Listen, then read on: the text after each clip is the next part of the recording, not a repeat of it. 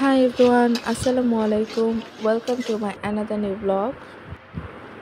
প্রথমেই রান্নার জন্য সবকিছু কেটে নিচ্ছি। আজকে রান্না করব দই বেগুন, এজন্য বেগুনগুলো কেটে নিচ্ছি। আর রান্না করব ঘন ডাল আর ডিম ভুনা। ডাল কতক্ষণ ভিজিয়ে রেখে ভালো করে ধুয়ে নিয়েছি। এরপর পরিমাণ মতো হলুদ গুঁড়ো, মরিচ গুঁড়ো, লবণ, পেঁয়াজ, কাঁচামরিচ, রসুন ও পরিমাণ মতো তেল দিয়ে ভালো করে হাত দিয়ে মাখিয়ে পানি দিয়ে দিব। এরপর চুলায় বসিয়ে দিব। অন্যদিকে বেগুনগুলো ধুয়ে পানি ঝরিয়ে নিয়েছি। এরপর পরিমাণ মতো হলুদ গুঁড়ো ও লবণ দিয়ে ভালো করে বেগুনগুলো মাখিয়ে রাখবো 15 মিনিটের জন্য।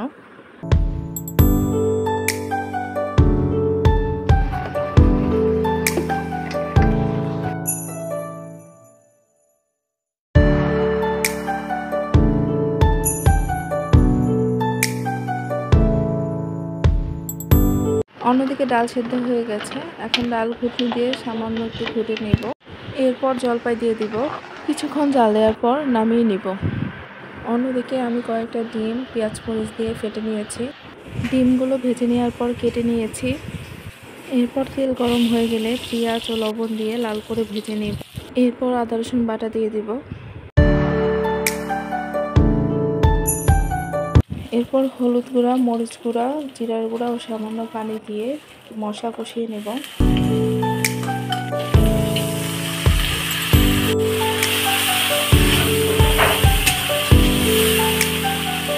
মশলা থেকে তেল ছেড়ে দিলে ভেজে রাখা ডিমগুলো দিয়ে দিব।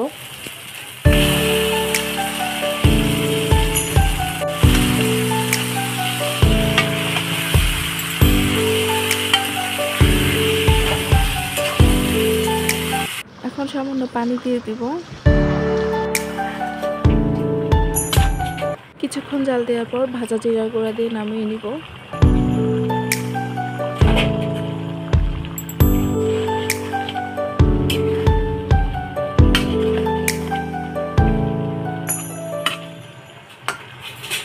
এখন রান্না করবো দই বেগুন। এটি ফার্স্ট টাইম রান্না করছি। তেল গরম হয়ে গেলে বেগুনগুলো দিয়ে ভালো করে ভেজে নেব।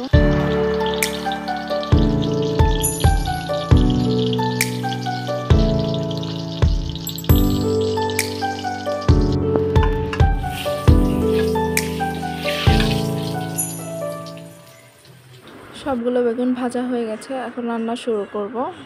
এরপর তেলে কয়েকটা শুকনো মরিচ ও সামান্য কালো জিরা দিয়ে দিব।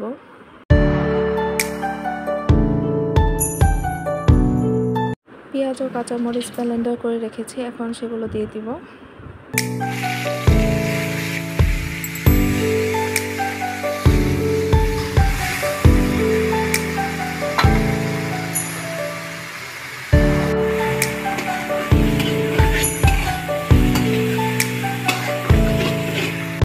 এরপর পরিমাণ মতো আদা রসুন বাটা দিয়ে দিব।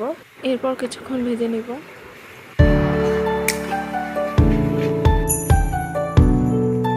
এরপর পরিমাণ মতো হলুদ গুঁড়ো, মরিচ গুঁড়ো দিয়ে ভালো করে কিছুক্ষণ ভেজে নিব।